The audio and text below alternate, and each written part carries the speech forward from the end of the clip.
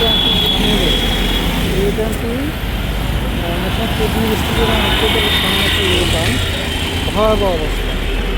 এখানে এই ইউ ট্যাঙ্কটিকে যদি একটু সহজ করে দেওয়া হয়, মানে বাম দিক থেকে যে গাড়িগুলি সোজা চলে যাবে, ডান দিক থেকে যেগুলো সোজা যেগুলো শ্যামলের দিকে চলে যাবে, এই রাস্তাটাকে সোজা করে নেওয়া পর্যন্ত এই ওটানের আসলে কোনো ওইভাবে ব্যবস্থা হবে না, ব্যবহার হবে না। কারণ কর্তৃপক্ষ নিচে ব্যবহার করে যে পুলিশে গাড়ি রাত করে রেখেছে সিটি কমিশনার অফিসের সামনে, কাজ করছে, কোনো সিস্টেম নাই, ওই গাড়ির ছাড়া ভয়াবহ অবস্থায়। এই ওটানটাকে অবশ্যই নিরাপদ করা উচিত সন্তুষ্ট কর্তৃপক্ষ, আশা করছি তারা বিবেচনা করবে।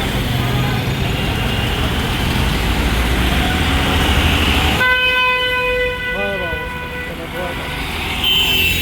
সোজা যেগুলো আসছে, সোজা যে গাড়িগুলো আসছে, যে গাড়িগুলো ইউটার্ন করছে, যে কে যে কখন কাকে মেরে দেয় তার কোনো নিশ্চয়তা নেই।